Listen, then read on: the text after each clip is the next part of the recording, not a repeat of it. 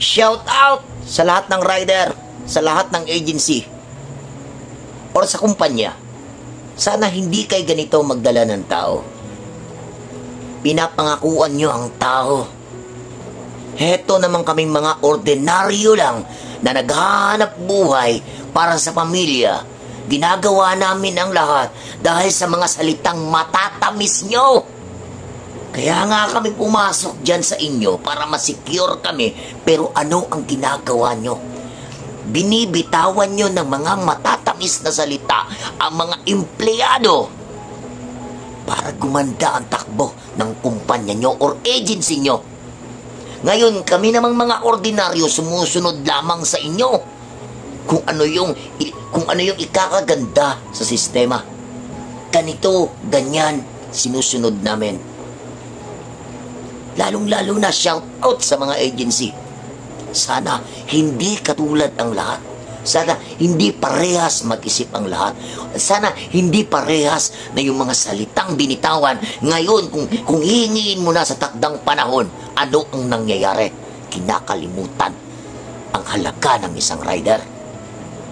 Sana hindi lahat ng rider tumulad sa akin na pumasok ako sa agency, pumasok ako sa isang kumpanya at naniwala ako at nagtiwala ako at ginawa ko lahat ng pamaraan sa kung ano ang gusto nila. Ngayon, ano ang pangakong natupad? Ano ang mga matatamis na binitawan ninyo? Ako naman ngayon ang nangangailangan kung ano yung hirap na pinagdaanan ko, kung ano yung sakripisyo na pinagdaanan ko. 2 linggo kong binuno, saan nyo nilagay? Kinalimutan nyo yata yung trabaho ng isang rider na hindi lamang madali yan. Buwis buhay yan. Lahat yan pinagsisikapan, lahat yan pinaghihirapan. Ngayon, sana yung 2 linggong binuno. Sasabihin nyo lang sa akin, wala. Anong klaseng agency kayo? Anong klaseng kumpanya kayo? Nag-iisip pa ba kayo? May puso pa ba kayo? Hindi na ako magugulat kung maraming nawawala sa inyo. Hindi na ako magugulat kung kusang umaalis ang tao sa inyo.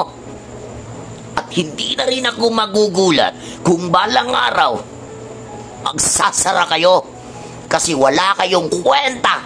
Wala kayong kwentang tao. Wala kayong isang salita.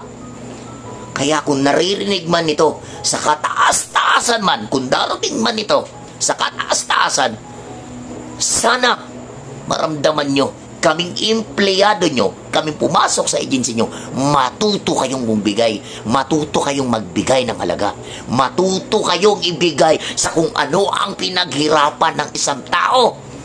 Hindi yung kaya nyong baliin ang salita, kaya nyong baliin ang mga pananalita nyo dahil kayo ang nasa taas.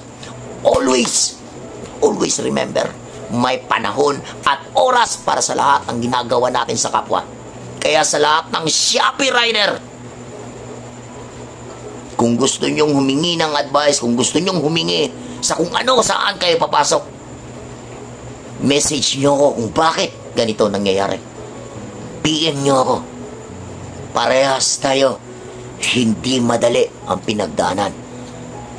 Pinaglaban natin, pinalagaan natin, minahal natin. Pero hindi nila nakikita yon kasi pansariling pang-isip. Sana, minsan, mabuksan naman natin ang ating mga puso na kaming mga rider, na kaming minamaliit nyo, na kaming tinitiis nyo, na kaming sinasaktan nyo, na kaming pinahihirapan nyo. Kami ang bumibili ng bigas nyo. Dahil kung wala kami, wala kayo dyan sa posisyon nyo. Kaya huwag nyong maliitin ang rider. Dahil hindi madali sa kung ano ang pinaglalaban, sa kung ano araw-araw. Kung paano kami lumaban, wala kayong alam. Wala kayong alam, wala kayong pakiramdam. Hindi nyo kami naiisip. Ang naiisip nyo, tumaba bulsa nyo.